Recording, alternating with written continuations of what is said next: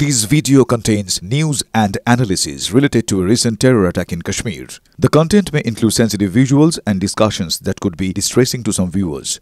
Viewer discretion is advised. We strongly condemn all forms of violence and terrorism. The purpose of the content is solely to inform and create awareness based on verified reports. ভারতের প্রত্যাঘাতে বিপুল ক্ষয়ক্ষতি পাক বায়ুসেনার। Operation সিঁদুরে 6টি যুদ্ধবিমান ধ্বংস হয়েছে পাক বায়ুসেনার। আর ঠিক কি কি ক্ষতি হয়েছে পাক বায়ুসেনার সমস্যাটাই জানবো আমাদের প্রতিনিধি আমাদের সঙ্গে রয়েছেন সায়ন্ত। দেখো, পেহেলগাঁওতে নৃশংস হত্যাকাণ্ডের পর ভারত যখন অপারেশন সিঁদুর উড়ের মাত্রায় প্রত্যাঘাত করে তখন কিন্তু যেটা জানা যাচ্ছে এবং যেটা রীতিমতো তথ্যসূত্র সহ উঠে এসেছে যে পাক বায়ুসেনার 6টি যুদ্ধ বিমান সম্পূর্ণ ক্ষতিগ্রস্ত হয়েছে। পাকিস্তান ভারত বায়ুসেনার অন্যতম মেরুদণ্ড যেটাকে বলা হয় AWACS বলা হয়, যেটা মূলত রেডারের কাজ করে, সেটা সম্পূর্ণ ধ্বংস হয়েছে। এয়ারবেস সম্পূর্ণ ধ্বংস হয়ে গিয়েছে। একাধিক চীন এবং তুরস্কের ড্রোন ধ্বংস করেছে ভারতীয় বায়ুসেনা, ভারতীয় সেনা। এয়ার ডিফেন্স সিস্টেমের মাধ্যমে একাধিক পাকিস্তানের ক্ষয়ক্ষতি হয়েছে বলে ইতিমধ্যেই সংবাদ সংস্থা এনআই সূত্রে জানা গিয়েছে। এছাড়াও যেটা পাকিস্তান বায়ুসেনা সূত্রের খবর, তাদের স্ট্র্যাটেজিক যে পয়েন্টগুলো রয়েছে সেগুলো ক্ষতিগ্রস্ত হয়েছে একাধিক জঙ্গি ঘাঁটি। স্বাভাবিকভাবেই পাকিস্তানের যে মেরুদণ্ড সম্পূর্ণ ভেঙে গিয়েছে তা কিন্তু এই ক্ষয়ক্ষতির রিপোর্ট থেকে প্রমাণিত। এবং এছাড়াও একাধিক এয়ারবেস এবং একাধিক যুদ্ধ বিমান ক্ষতিগ্রস্ত হয়, সেগুলো এখনো তাদের সরানো হয়নি। পরিষ্কার করা হলে সেই তথ্য বেরিয়ে আসবে বলে পাকিস্তান বায়ুসেনা সূত্রের খবর। কিন্তু ভারতীয় সেনা নজর রাখো শান্ত, ধন্যবাদ।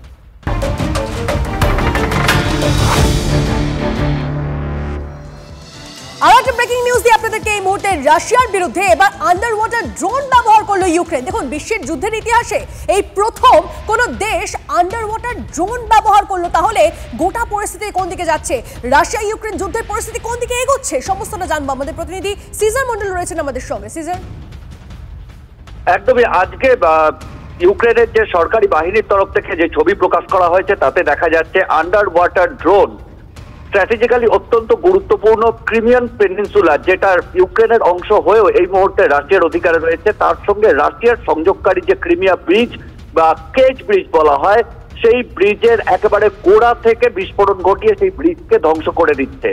সাম্প্রতিক অতীতে কেন কোনোদিনই বিশ্বের যুদ্ধের ইতিহাসে এই ধরনের আন্ডার ওয়াটার ড্রোন ব্যবহারের কোনো নজির নেই।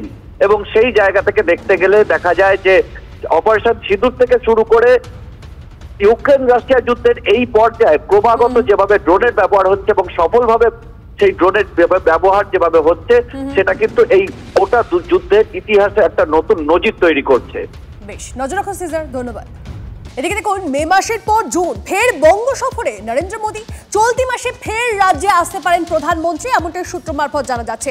আর ঠিক কি জানা যাচ্ছে, কি উদ্দেশ্যে আসছেন প্রধানমন্ত্রী নরেন্দ্র মোদী, সমস্তটা কি কোনো রকম সদুত্তর পাওয়া যাচ্ছে জানবো। আমাদের প্রতিনিধি জ্যোতির্ময় আমাদের সঙ্গে রয়েছেন। জ্যোতির্ময়, দেখো, বিজেপি সূত্র থেকে যে খবর আমাদের কাছে আসছে যে তিনি গত দুদিন আগেই উত্তরবঙ্গে সভা করেছেন, এবারে তার দক্ষিণবঙ্গে একটি সভা করার কথা রয়েছে এবং কোথায় এই সভা করানো যায় তা নিয়ে ইতিমধ্যেই আলোচনা শুরু হয়েছে এবং বঙ্গ বিজেপি নেতৃত্ব তারা প্রতি মুহূর্তে পিএমওর সঙ্গে এই বিষয়ে যোগাযোগ রাখছে। যে খবর আমরা পেয়েছি যে স্বয়ং প্রধানমন্ত্রী নরেন্দ্র মোদী তিনি চাইছেন কার্যত 2026-এর বিধানসভার আগে প্রত্যেকটা মাসেই তিনি একটি করে সভা করতে চাইছেন, কিন্তু সামনে বিহার নির্বাচন রয়েছে, স্বাভাবিকভাবেই তাকে বিহারে অনেক বেশি সময় দিতে হবে এবং এই ফলে এই সময়ের মধ্যে যত বেশি সম্ভব তিনি বাংলায় আসতে চাইছেন এবং যত বাংলার নির্বাচন এগিয়ে আসবে তত ঘন ঘন প্রধানমন্ত্রী বাংলায় আসবেন। আপাতভাবে যে খবর আমাদের কাছে আসছে, মে মাসের পর আবারও জুন মাসের শেষের দিকে প্রধানমন্ত্রী নরেন্দ্র মোদী তিনি আসতে পারেন। এখনো পর্যন্ত সম্ভাবনার পর্যায়ে রয়েছে। বঙ্গ বিজেপি নেতৃত্ব তারা কথা বলছেন যে দক্ষিণবঙ্গের কোন জায়গায় এই সভা করা যেতে পারে এবং সমস্ত ফাইনাল হওয়ার পরেই কিন্তু বিজেপি নেতৃত্ব তরফ থেকে ডেট এবং জায়গা ঘোষণা করা হবে। বেশ, ধন্যবাদ জ্যোতির্ময়।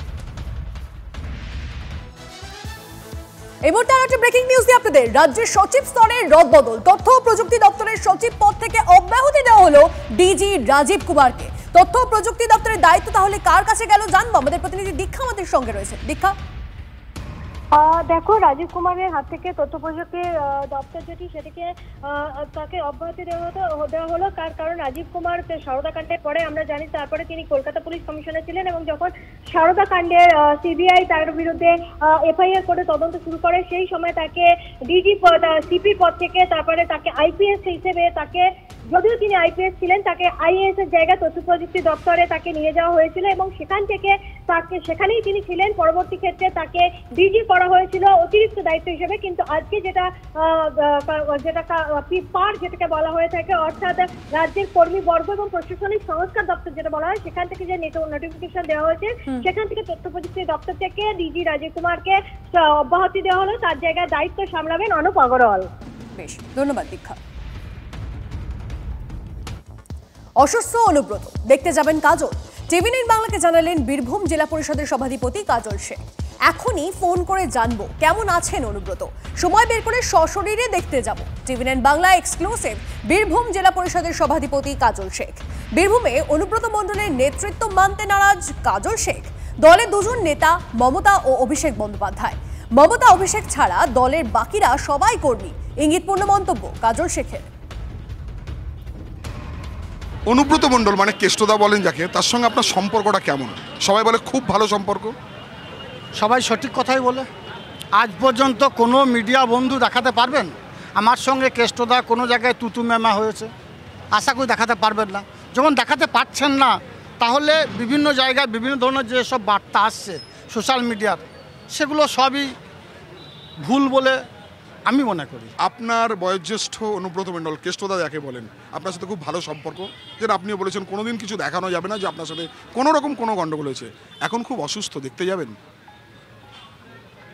যাবো না, মানুষ অসুস্থ, যাবো না তো কোনো সময়ের জন্য বলিনি। যাবো, কেন যাবো? অবশ্যই দেখতে যাব।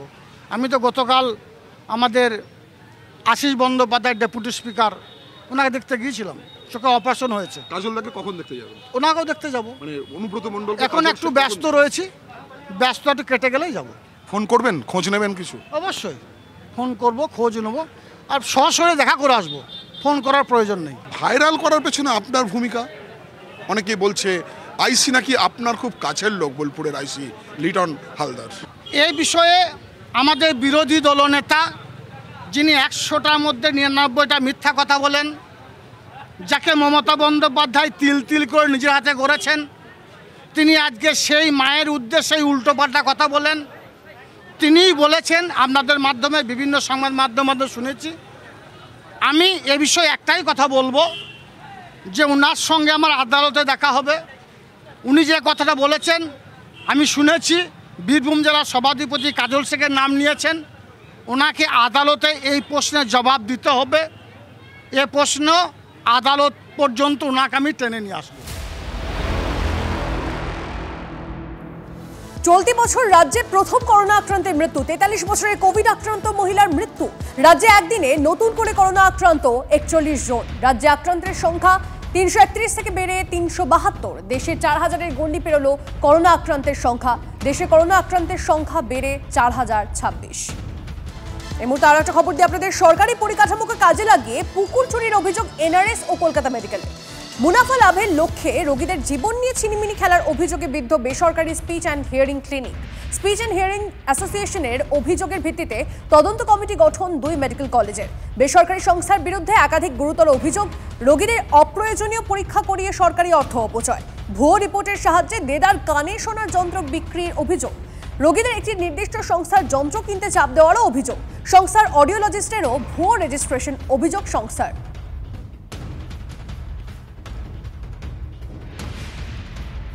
এনআরএসে দেখানো হয় এবং সেখান থেকে টেস্টের পর ওরা বলে মেশিন লাগাতে হবে কানে। সেই মেশিনটা ওখান থেকে ওদের বড়নগরের একটা সেন্টার রয়েছে, পিপি ইউনিটে দেখাচ্ছিলাম আমরা, পিপি ইউনিট, সেখান থেকে বড়নগরের একটা সেন্টারে, সেখান থেকে মেশিনটা কিনতে পারবো।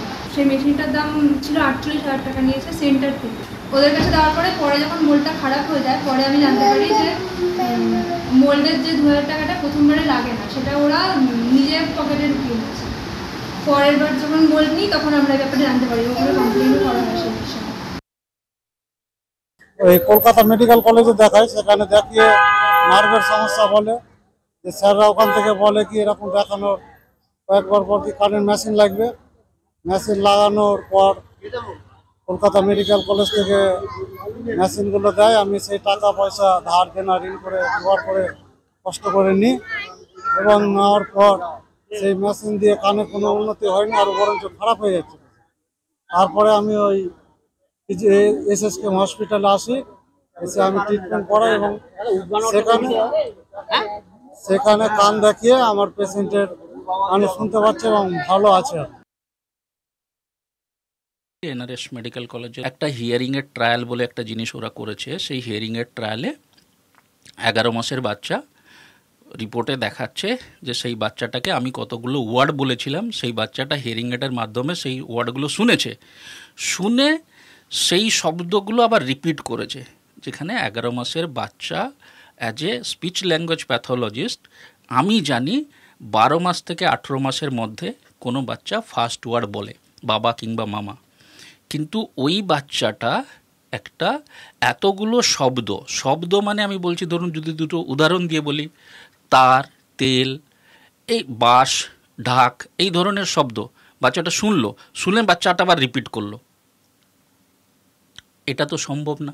গভর্নমেন্ট হিয়ারিং এড লেখা আছে জিওভিটি, ওয়ারেন্টি কার্ডের মধ্যেও লেখা আছে গভর্নমেন্ট সাপ্লাই হিয়ারিং এড, সেগুলোকে পয়সা দিয়ে বিল করা হয়েছে এবং সেই বিলের উপর স্ট্যাম্প আছে কেএমসি এভি ক্লিনিক। এরকম একটা অভিযোগ আমাদের এখানে রেজিস্টার্ড হয়েছে।